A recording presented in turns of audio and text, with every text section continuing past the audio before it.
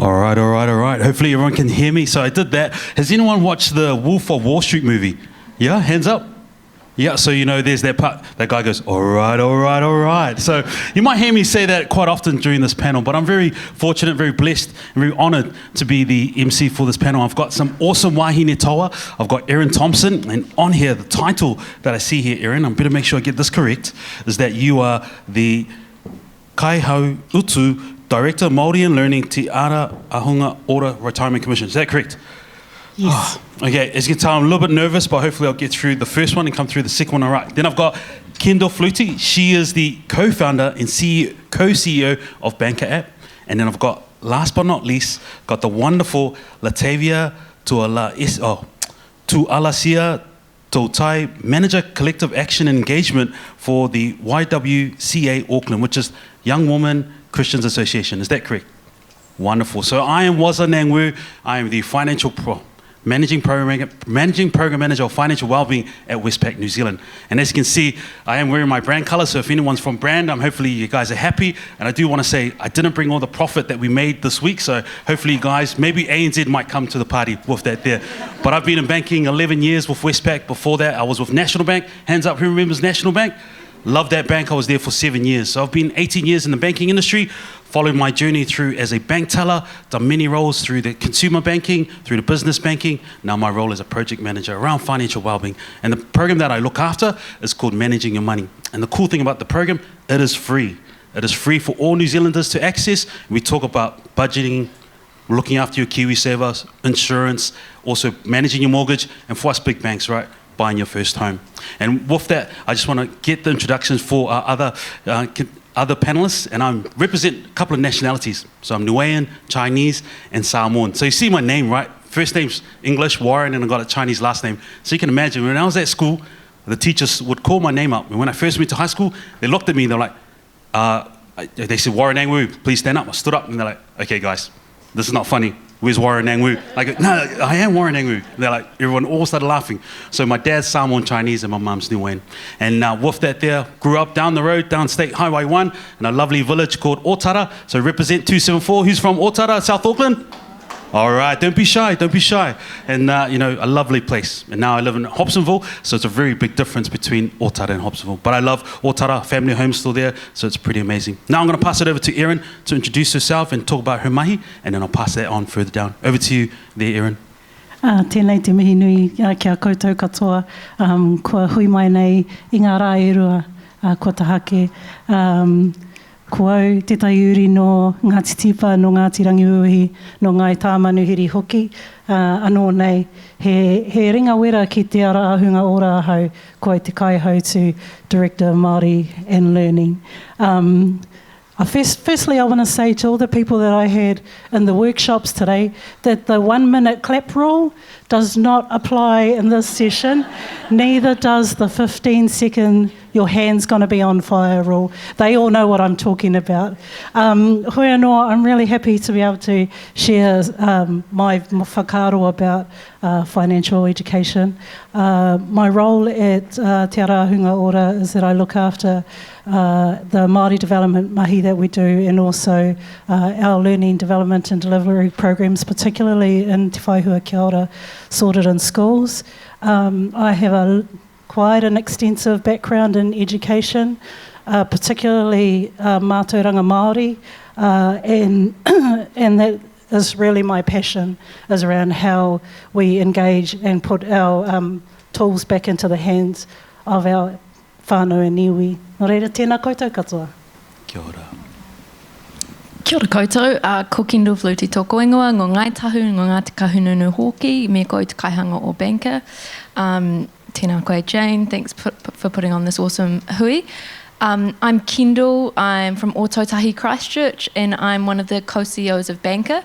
We're a financial education platform. We make technology to teach kids about money in our schools. We've been doing that for 10 years. It started a decade ago when I had a conversation with my then 12-year-old brother, who shocked me because all he used to talk about was Dan Carter, but that night he wanted to talk about investing strategies and our progressive tax system. And so that led on to a few questions and the formation of a company.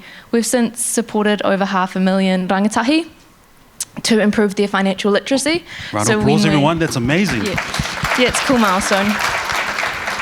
So when I hear people say there's no financial literacy in school, I think that's a bit of a myth. There's some awesome mahi, and not just us, sorted in schools is fantastic, and there's a lot of other awesome kaupapa out there in our schools, and it's a real privilege to be able to do that and get in and see rangatahi like my little brother running up to me and telling me about how they've just paid off their mortgage on Banqer, or they've just started a company, or they've set some other financial goal for themselves. See that excitement in their eyes. It's a real privilege to be able to do that.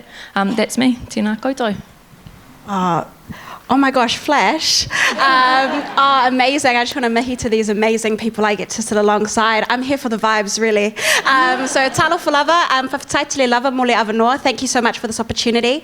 My name's Latayvia. So like Waza said, oh my gosh, we're on that basis. Waza, after you spoke, I was like, everyone should be at Westpac then.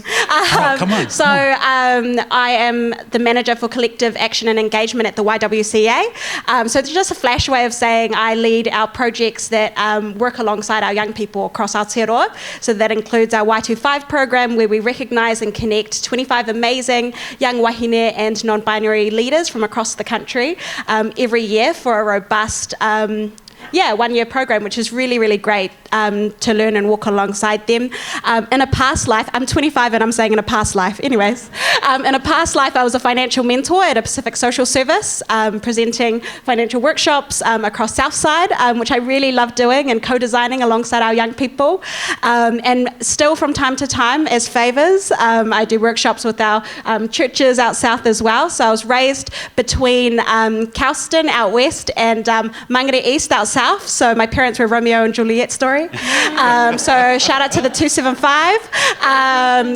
But you know, I was importantly, I'm really bringing into this room. I was raised by a single mum on the benefit, experiencing homelessness, moving over 20 times across Tamaki Makaurau. So very much bringing that lens in. I was also on the government's welfare expert advisory group. So eradicating poverty is really, really important to me, and working alongside our amazing young people. And but yeah, most importantly, I'm my grandmother's prettiest granddaughter. So I'm bringing that into this space. No, but I was feeling really, really nervous because I was reading out about these amazing, especially these amazing wahine toa, and I was like, who am I? But then I just thought, you know, we're walking in here, each of us with thousands of ancestors, all of us in this room. So I would never call any of my ancestors or any of the giants, any of us stand on the shoulders of imposters. So therefore I walk in here, head held high and a bots. So thank you. Amen to that, sister. Amen. Amen.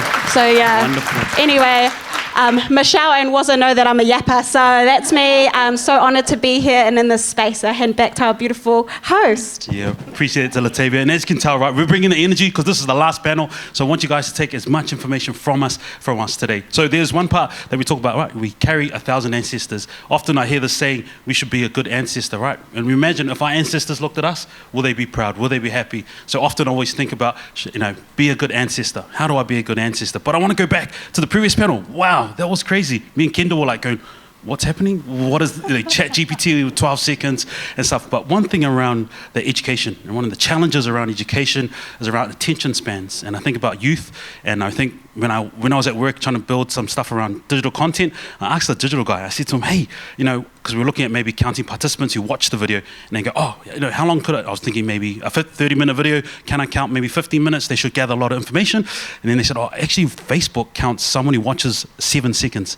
That is considered a view. So for you as panelists, when we think about, you know, the reduction in attention spans for our youth and some of the challenges around financial education, is there anything that you guys think that we could do better, or anything that you're seeing at the moment with the Commission? Maybe Erin, I'll start with you. I can speak from my experience as an educator, is that children, learning for children is caught, it's not taught. And so we can be in a number of interactions with kids, and they will catch what they want to when they want to. The difference with today is, as we just saw with Francis's presentation, is that the way that we can catch them is changing, and it's changing rapidly. And I think so as educators, and despite whatever role you have in the organisations you work with, you still have a responsibility to educate. We need to be mindful that those people that we speak to, they will catch what they need to at the point that is right for them.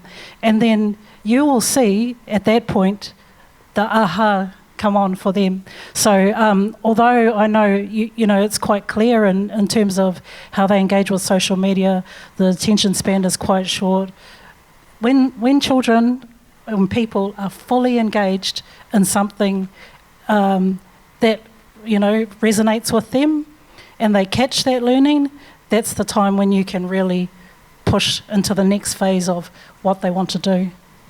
Yeah, I love that. And I think, you know, bringing in Kendall, you know, from that technology perspective of Banqer, you know, is, you know, with your app, how are you guys sort of capturing that aha moment for some of the students that you have your program with? Yeah, we're definitely taking it to them in platforms and experiences that they like to be engaged in, so the digital world, for example. But back to the overarching sentiment of the question, I think it's worth calling out the fact that attention span is a moment, an opportunity that we all have to engage with someone before they tune out. It doesn't mean we're only able to hold someone's attention for 7 seconds or 9 seconds. If we can engage them and capture them, I really like that, Erin, then you all will have seen a young person completely immersed in some content or a subject area or a research project. This next generation, their attention span's actually 3 seconds less than millennials, so Gen Z has decreased again. But I think that more overarchingly speaks to the fact that they know they have a plethora of content available to them and they know how to access it. So why would they waste their time? So in terms of us, we try and respect them by providing them content in a form or methodology that they want to engage in, digital, and we give them a range of content that they can choose from so that hopefully one of those pieces of content serve them. And then also we're tracking it. So if we've got a piece of content that isn't effective, well, hopefully when we roll around to reviewing that feature next time, we can improve and enhance that feature for our users, because ultimately we're there to serve our learners. It's not the other way around. 100%.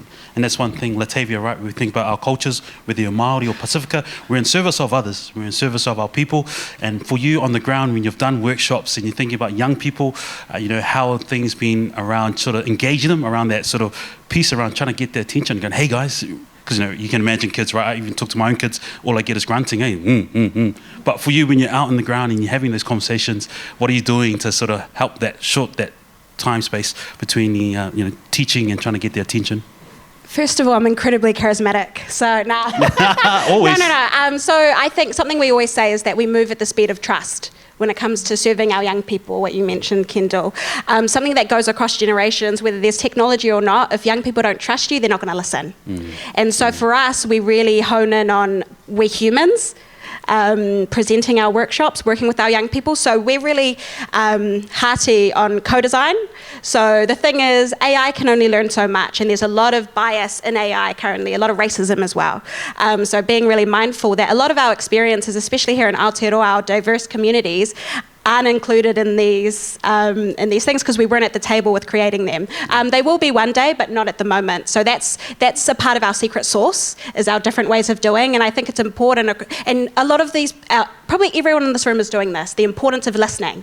And for us, with co-design, the programs that I'm working with now have evolved because we've listened. We haven't just had a focus group, written it down, and then we're like, oh yeah, we'll look at it later. We actually think that these are calls to action. Our young people are saying, this isn't working for us, this is working for us. And because I'm not just working with, I work with young Māori, young Pacifica, young people in the disability community, LGBTQIA+, but all of them, I think Gen Z, something really important to highlight is that they care deeply because they're global citizens. We don't have to just take in mainstream media, they're engaging with what's happening around the world and they're feeling it. So I think really important to engage with them as young young people who have critical thinking skills and who are really smart. So with our workshops, we think it's really important, no matter where they're at in the room. We've got young people who went to the flashest private schools, and we've got our young people who went to schools like mine. And really important to know that like there's poverty of aspiration as well. So important to recognise that each of those young people are bringing in their magic into the room. And so we have a session with, what's one tip you'd give? You know, and it's amazing to hear the different, when we gas people up and give them the opportunity to have the mic, what they'll say. You know, one young Pacific person was talking about, all of my siblings banded together to buy our family's first home. You know, and someone else was talking about investing. So meeting people where they are is really important, but that's cross-generational, that's happening in this room. But I think also providing the resources to make sure that that's meaningful. So with our co-design, we pay our young people like consultants. We get the funding, you find it somewhere, and you're like, okay, they're on $50 an hour. So we actually, it's not just pizzas in a room. So we really value their time because they're experts in their experience. And honestly, when I tell you the energy they put into those co-designs, it's nothing like I've ever seen. The attention span's giving 8 hours. So really, really valuing our young people and what they have to say and backing it up with your resources is really important. Yeah, I love that. I love how you talked about the magic source. So for our financial mentors and those in those budgeting services and those places and spaces, find that magic source. And I really liked how you shared that. And I think if you have young people talking to young people, they really connect and resonate. I do remember when I was at my old high school last year, I was in the YES scheme. I was one of the judges, so very fortunate to do that. But one of the facilitators, they were looking at the group and they were all having a lot of noise and laughter. And the young facilitator was trying to get their attention. And he goes, all right, my he, she's, and non-binaries. And then all the kids started like sort of having a bit of a laugh and then, oh yeah, okay, can I have your attention? So, trying to find ways to connect with young people, right? Which is really important. And if you think about the demographic of New Zealand, and no doubt if we think in the future, predominantly, Pacifica and Māori are going to grow a lot more, right? And then we're going to have unique needs when we think about our way of trying to find financial education and some of the challenges. Erin, part of the commission, is there any mahi that you guys are doing at the moment to try, navigate that? I know you're in a beautiful image before with some of the mahi that you're doing at the moment, but anything targeted for rangatahi at the minute? So if I talk, firstly, there's a couple of things. Firstly, we, as we mentioned before, we have Sorted in Schools. Sorted in Schools is a long-standing program that's been in secondary school since 2019. The real innovation in Sorted in Schools is that it's designed by teachers and it's actually for teachers. So it's about empowering our teachers to be able to empower our students. Alongside Sorted in Schools, we also have Te Whaihua Kia Ora. Te Whaihua Kia Ora is a program for kura Māori, but it's not only designed in Te Reo Māori, it's designed from an ao Māori perspective and from kura whānau by kura whānau. The real key thing with those two things is that it allows tamariki, whether they have chosen whether their whānau have chosen for them to learn in an English medium stream or in a reo Māori stream, to be able to fully engage with this thing called financial education, because for our tamariki across those two spectrums, the world is very, very different. And those have been hugely successful. We are currently registered in 78 kura. 81% of those are, 78% of secondary schools, 81% of those are kura. And of all of those schools, around 96% of them are saying that our program is really, really valuable for those teachers and students. But as we've all been saying here, it's about reflecting all the time and understanding what it is that they need and being able to give of service to those students and those teachers. Alongside that, we do have other community kaupapa that we extend out to the communities, which really helps, I think, on a broader scheme, not directly with rangatahi, but with their whānau. And it's really important to bring in that intergenerational conversation, I think, because that is the basis of where our kōrero around our financial well-being begins. So we have sorted kāinga ora. We have a new program, Tiri Toho, that you would have heard about yesterday with Latayvia. And all those programs, they align very, very closely to the sorted website, and they interact well with them. And the whole purpose of them, all of them are free, is that to ensure that we have those deep conversations throughout the kura, throughout the schools, throughout the community. Wonderful. I find that amazing, and just hearing over 90% of whānau and those in the kura find benefit in that. And from that, I'll probably jump into data. I think I'm looking at you, Kendall, in relation to over 500,000 students that have been reached with your program and your app.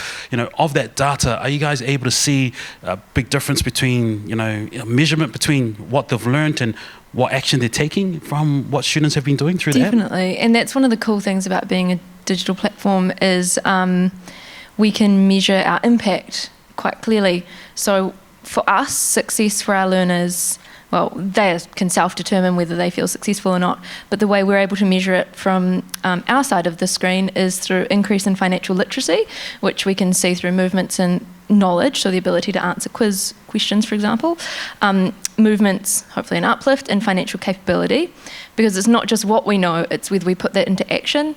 And Banqer's a financial simulation. It's kind of like an online monopoly world for the classroom. So we can see whether a student is renting an affordable property that's of good quality, if they're taking out insurance after having some bad adverse events happen to them. So they've developed those financial capability. And then the apex would be financial confidence, which really interestingly, we did some research with a university provider a few years ago now, and the number one determinant of success across our platform was if there was a growth in financial confidence. That was like the confounding piece of the puzzle. So I think one thing that maybe we don't assume is a really important piece of the equation for whānau, for rangatahi, for any of us who are trying to make an intentional shift in our financial ability towards financial well-being is confidence. Yeah. And I think it's not just our studies. I know Te Ahunga Order has some awesome research, but that's sort of prevalent in quite a lot of research around that financial confidence piece. Yeah, I really like that term, financial confidence. And for you, Latayvia, when you just hear about financial confidence and coming from all the learnings that you've been through, is there anything they can touch on across Kendall and Erin speaking about financial confidence? There's a plethora of resources. This is a room that knows them, that's connected to them, that's creating them. And I think anything that encourages a change of the narrative that detaches shame from the conversation, that's something that runs so deep in our communities. But something we lead with our young people is it's no one's fault. It takes generations to experience poverty. Sometimes it takes generations to eradicate it. It's no one's fault. And whether you've been born with money as well, we deal with, there's some people who navigate their guilt with privilege. It's like none of us chose to be in these positions that we are in now, but what we can choose now is how we move forward, and moving forward collectively, having empathy not only for ourselves, but for others. But it is tough. And I think with our young people that we work alongside, like you shared, they don't exist alone. They exist in a whānau, in a village. And so when I struggle to think a little bit about retirement because I'm my mum's retirement plan. So, and also with pay gaps that are so big, our Pacific women lose out in their lifetime. It would have been talked about already, but just to reiterate, over $455,000 because of ethnic pay gaps. So I think also different young people are facing different things, but talk about money wherever they're at. This is a bit of a personal thing, but I talk with my friends about salaries, and it's really awkward to be the one to bring it up. And I'm like, did you ask what the pay band is? And they're like, what do you mean pay band? I was like, how are you going to go get your degree and not know that? We fail our young people, And then one of my best friend actually, and this has happened for a few mates, she walked in, she asked the question, her voice was shaking, she came out with 10,000 more than they originally offered. It's, all of these things, and also I consider myself a connector. I might not have created these amazing things like Banqer and everything Sorted is doing, but I do send the links. Our young people, I send the links, the Good Shepherd, healthy relationship toolkit. All my mates have got it with their boyfriends. I was like, yeah, let your partner know. And I was working with youth at Otara e Whakasa Church, and you hope something went through, and then they emailed me back, and they're like, "Where's the links you mentioned from Sorted?" I was like, first of all, I just left, and then so I sent those all through, and then my friend who leads that youth group, so there's about 40 young people. They're like, "Everyone's deleted Afterpay." Wow! Round of applause, everybody. Come on now. So yeah, meet our young people where they are, it's consistent, but also that we're part of villages. So we had the whawhiao, so that we had the priest, the pastor and his wife in the room too, having that conversation, pressure. But yeah, intergenerational conversations, and also understanding that we all bring something into the room. I've noticed in workspaces as well, that there's sometimes this feeling towards Gen Z that we're entitled, like, oh, who do they think they are? They're going to retire early, or da-da-da. Actually, we're just anxious. Climate change is a thing, like the islands are sinking. I'm scared. Like, it's not that I don't think I need to save. It's because I'm worrying about my little brother who's on the autism spectrum, and the world looks different for him. So we've all got different things. But also, the reason why I'm such a bot and I'm so annoying and I ask for more is because I come from people who fought for my opportunity to ask for more. So when our young... Oh my gosh. Yeah, I was looking at you. I was like, who's going to clap? No. But yeah, so that's enough from me. I want to hear more from these amazing wahine. Oh, Latayvia, how good is that to hear all the awesome mahi that you are. And you can hear the energy. You can feel the passion that Latayvia has, right? And you should be out there doing the same. And I know day in, day out, you're hearing the stories that are stressful, that are hard, but you should walk away going, man, I'm hoping I'm going to make a change somewhere in this person's life. Education or financial education is not a straight line. It's up, it's down, it's diagonal, it's backwards, it goes in swirls and goes in rounds in circles. But it's really important to, connect with people like Latayvia, connect with people like, Kendall and Erin, to make sure that wherever you are on that journey, wherever your people might be that we do it together. And that's one thing we want to take out of this. And one of Westpac's taglines is together greater. So I just want to say that if any of our marketing team. But there is honest truth in working together, right? And I know, I'm looking at the time, man, it's on red 4 minutes. So I've got a question here. And as you can tell, we love to kōrero. We tell Noah if we didn't, I think Rach is probably going to wrap it up, was her. So this one here, the question that I've got a lot of upvotes here, team, is there is a gap for financial education in regional rural schools that falls on the budget services. How can organisations get wider reach to these areas? Maybe I can answer quickly from a Westpac banker's perspective, and I think we're trying our best. And I know, you guys, there's a conversation, you guys are shutting down branches in that space, but there's people like myself who are in a role that I have some influence, like my counterpart Emma. Put your hand up, Emma, so please come and see us. But we're fortunate we've got other versions. We're only small teams, but across the other banks, there are other small teams like us, right? Talking about community, talking about sustainability, talking about financial well-being. So it's really important that you connect with us so that we can start to go, hey, what can we do? And sometimes we come together as banks to try to support each other. So hopefully that might give a response for that. But for you, Erin, response for that question there? Earlier this morning when we did the Shift for the Dial for Māori panel, and we really talked about, I brought into the room the kōrero that Lisa Davis had yesterday around legacy mindset, and thinking about the decisions that you make to better the lives of the generations that are yet to come, right? And so in that, there was that real challenge around we have to work collectively. We have to work collectively to meet the needs of all our people, no matter where they are, urban people and rural people. And so, as you're aware, there are a lot of opportunities to engage with different resources, different programs that really lean towards people that live remotely, and also people that are close to us but don't have access. Their access isn't as good as they would like it to be.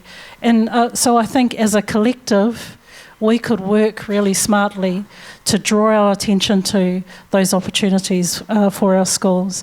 Because while some of our services out there in the regions carrying some of that load, there's a whole myriad of people in here that can have some effect on that to create impact.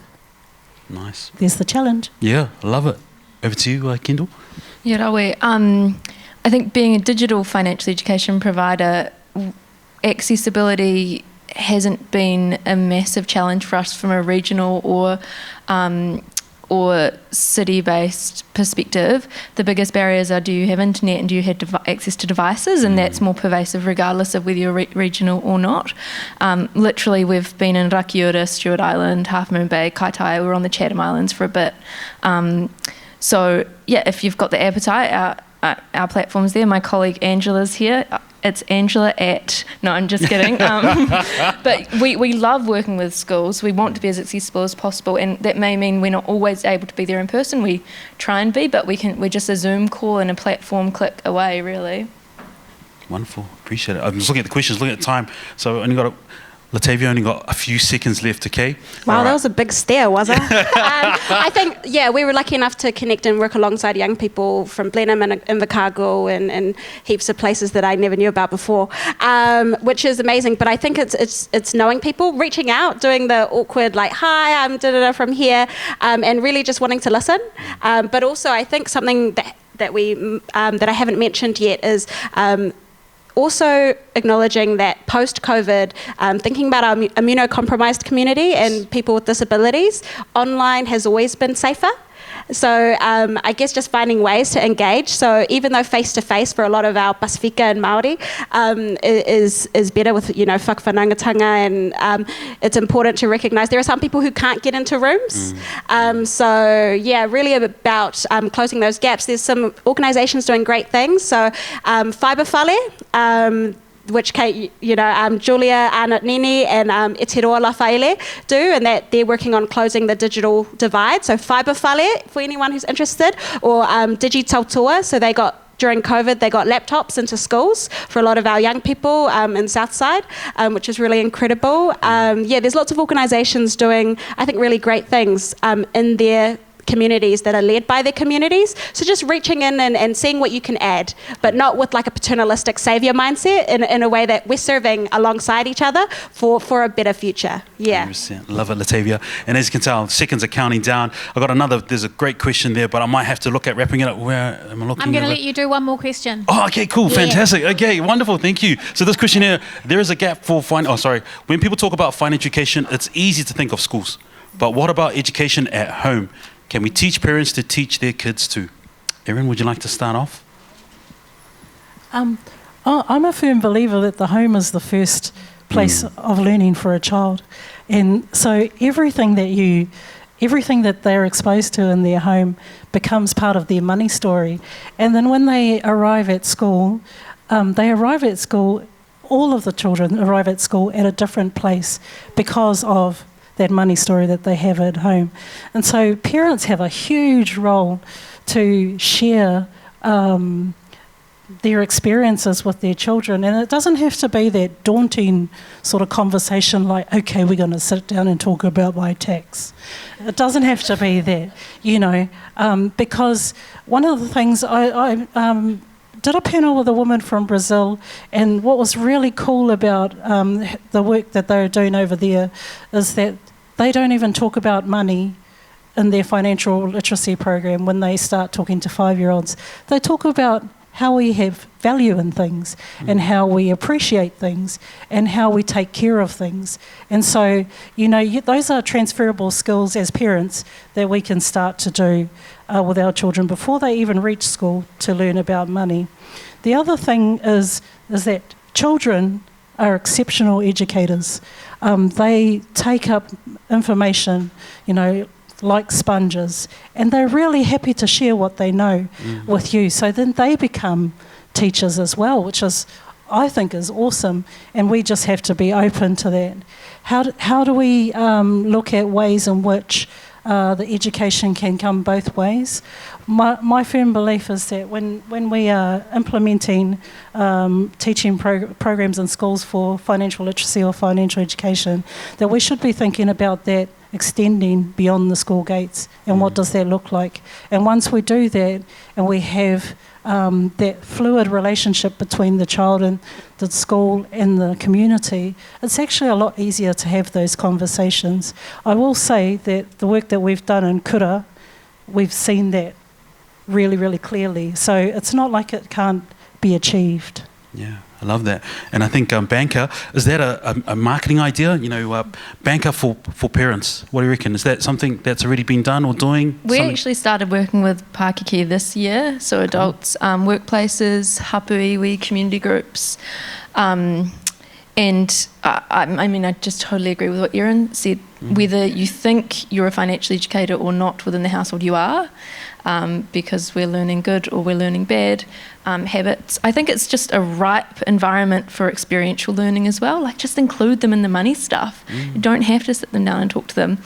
Alongside whānau, though, it's also considering the other influences, because our parents stop being our biggest influence. I think it's around the age of 10, then it kicks across to our peers, and obviously TikTok is a huge influence, with high 70% of Gen X and even millennials playing around on TikTok these days and taking it as a source of influence. So I think if we thought that Banqer was a void in which a student learnt financial education, would be so naive.